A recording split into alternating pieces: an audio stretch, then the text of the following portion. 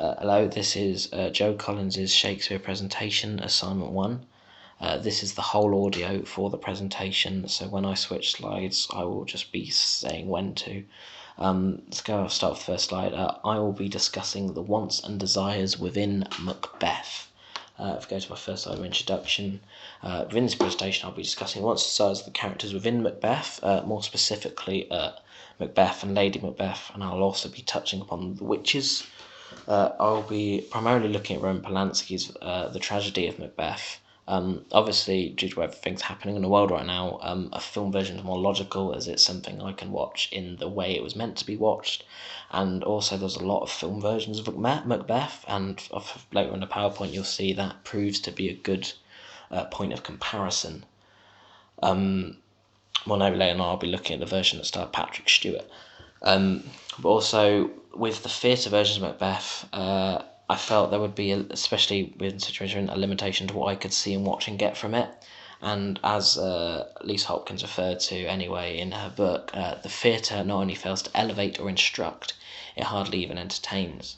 So I've took that into mind when making that decision. So to go over what we'll be discussing specifically, you'll be looking at the desire and prophecy, and they're going looking at the desires. Are they true to the character, and how tied are they to the prophecy that's made by the witch at the start? Looking at how the film elements enhance these wants and desires. I'll be comparing to one later, and also the desires versus the relationship. So in regards to something like Macbeth and Lady Macbeth, how do the wants and desires push them or also affect them as individuals and as a relationship? So on to the next slide, where it's desires versus prophecy. So obviously at the start of the play there's a heavy inkling that the witches are responsible for or causing the prophecy that's happening, but it is a case of how true is this prophecy? Like, is Macbeth choosing to follow it, or is it something he's heard and he's taking it into himself and he's like, this is something I actually want to do, not something I'm just trying to fulfill? Although he's definitely fulfilling it, it's the reason of which, is it to fulfill the prophecy or is it for his own fulfillment? Obviously, when he was notified he was the Thane of Cawdor, which was out of his control, this begins an instigation that it is something that's out of his control and he's having to follow. But then you can also argue that that is the fear of not following it since it's already happened and been predicted that could have caused him to continue down the path he's on. So on to the prophetic fallacy. So an element that is already referenced to in Macbeth as a play and a performed play is the weather.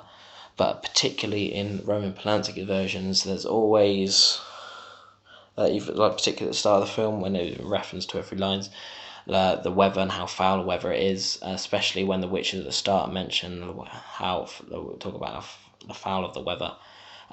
It leads to the potential possibility that the weather is a representation of the events that are unfolding, or either that the events are unfolding by either the choice of Macbeth or the will of Macbeth, or without the will of Macbeth, and that how these events are instigated.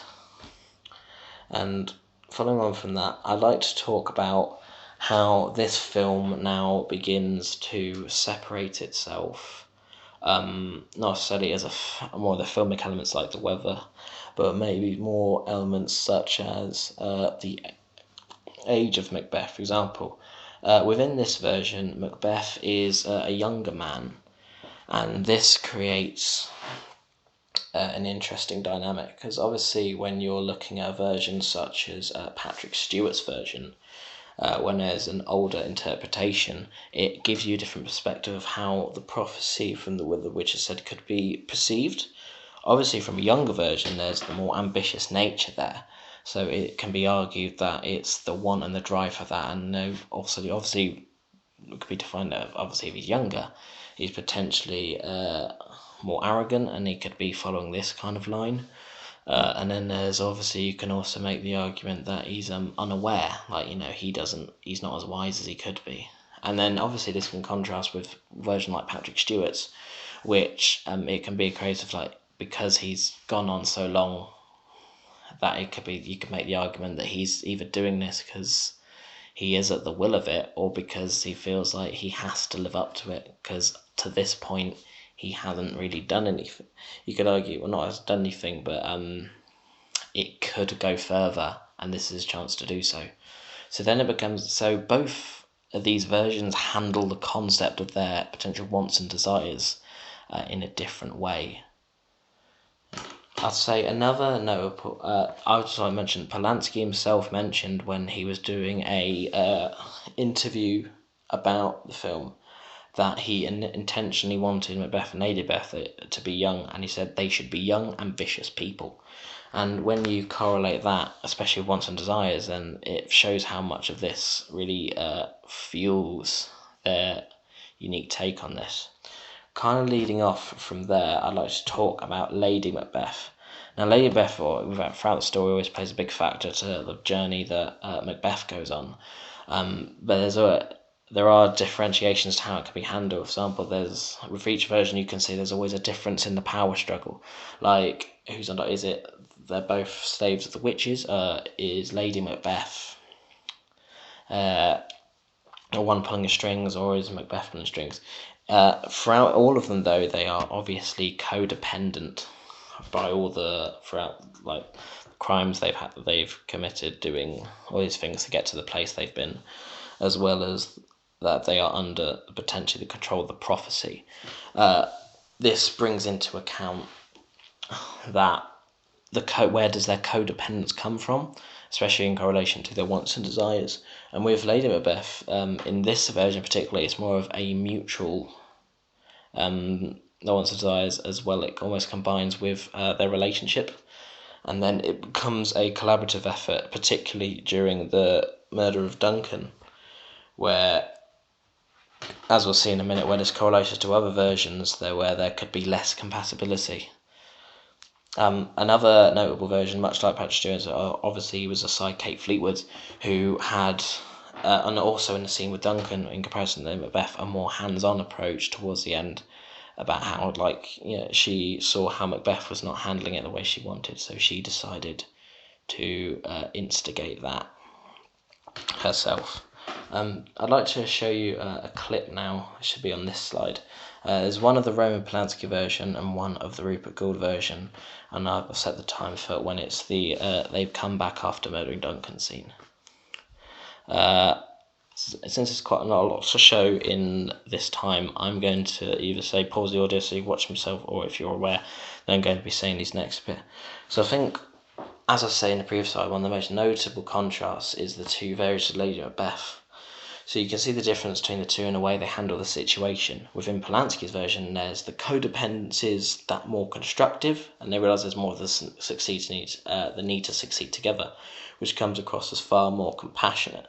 Now, within Gould's version, Lady Macbeth comes across far more dependent without that more loving nature, and the way it plays it both kind of almost sets both hers and Macbeth's goals aside, even though they're both the common objective. It comes across as a bit more bitter, and the desperation of the situation brings this separation out of them. There's also a big difference between Macbeth's. Although I say other than obviously the age, there's also a big difference in how they convey what they've done.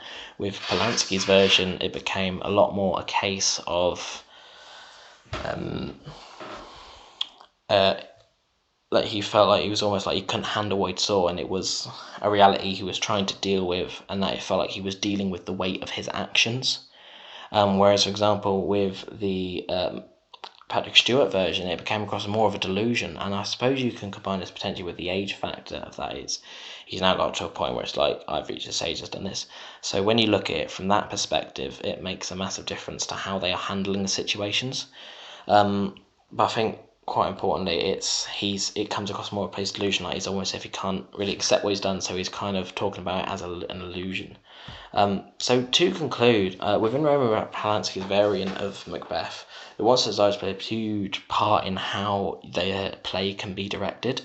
Obviously, we talked about the elements such as like how unique of the character itself, like if you altered, for example, like the age of the character, how that creates a different need for that. So, for example, at the end, this Macbeth almost seems a bit far more impatient than other Macbeths, and that can be increased by his and assisted by his at a younger age, but also how it comes across as far more ambitious and keen to get what he achieves throughout this.